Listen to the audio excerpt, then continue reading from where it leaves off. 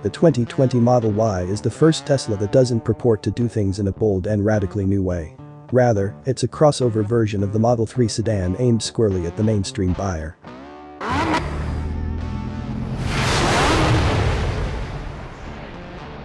Driving a Tesla can be a revelation. It's partly the way they look. Tesla pioneered building a dedicated EV that doesn't seem intentionally ugly. Then there's the performance. Anyone who has sat behind the wheel of a Tesla with ludicrous or insane acceleration modes knows that these are no weenie compliance cars. And there's the perception that everyone else in the EV game builds appliances, whereas Tesla builds status symbols, something entirely new. Setting up a Tesla, your brain trained by a lifetime of expectation wonders if having a dedicated control to adjust the side mirrors is actually necessary, and if you'll ever remember where the hazard light button is when you need it, PSST, it's above you. But then once you start going, if you're in a Model S or a Model 3, you'll experience the simple joy that comes from driving a car that's quick and quiet, and that handles well. Tesla's electric powertrains really are remarkable, and considering everything the company provides from supercharging to dog mode to over-the-air updates, we understand why so many Tesla owners say they'll never buy from any other carmaker. But then we come to the Model Y, hopping from car and driver's long-term Model 3 into the Model Y, which we sourced from a gracious owner, and not Tesla, changes the frame of reference and makes the Y look even more like a dishwasher than it already does. This isn't a bold new thing from Tesla. It looks like what would happen if you read the Esiotra poem to a Model 3.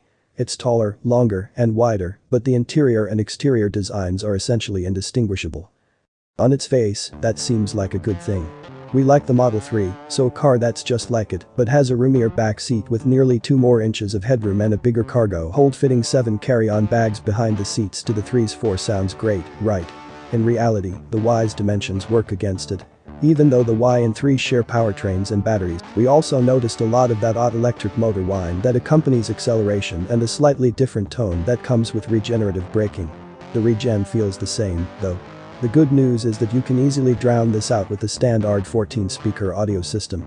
The $57,190 Model Y we drove has the same 2-motor all-wheel drive powertrain as our long-term Model 3, but musters a combined 384 horsepower and 376 pounds-foot of torque in this application. The 75.0 kilowatt-hours of usable energy from the battery pack provide an EPA-estimated 316 miles of driving range, but you'll regret not opting for the more powerful performance model when you're trying to get the Y's 4,386 pounds off the line. The stomach-turning sensation of low-end torque that we've come to associate with Teslas is missing here. The Y has taller tires than the 3, which help it in the range department, longer gearing, but these act like cement shoes at low speed. When rolling into the accelerator from a stop, the powertrain feels almost sluggish until 30 or 40 miles per hour. That's not to say the Y isn't quick. It hit 60 in 4.4 seconds, 0.4 second behind our 3, and goes from 30 to 50 miles per hour in an impressive 1.7 seconds. At the quarter mile, a 12.7 second affair, the Y is still 0.4 second down on the 3. No one is going to make a YouTube reaction video in this car, at least not one that will get a bunch of views. On our 75-mile-per-hour 200-mile highway test route, the Y achieves a real-world range of 220 miles, just 10 shy of the Model 3's. The brand's commitment to building out its charging network means that having a Tesla as your only car is a realistic proposition, even here in the Midwest.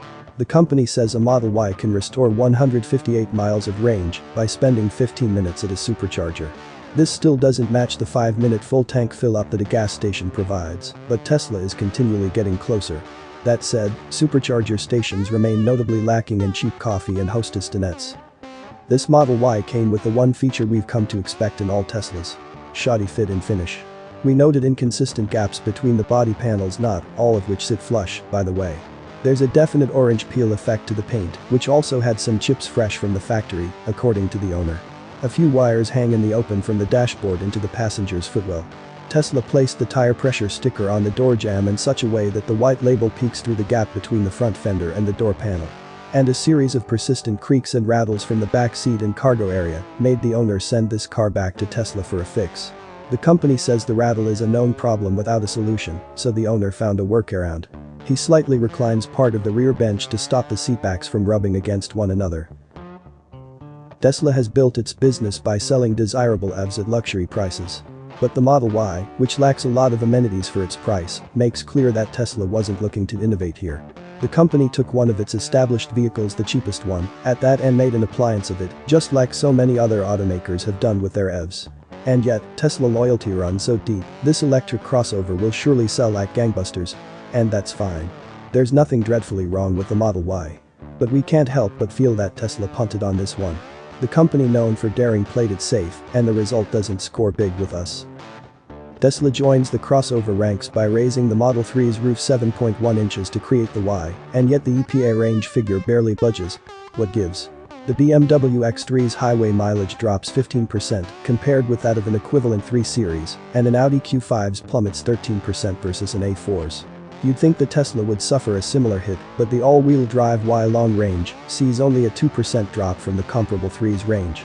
And it's not just the EPA results that bear this out. In our real-world testing, the Y's 220-mile range is just 4% down on the 3's 230 miles.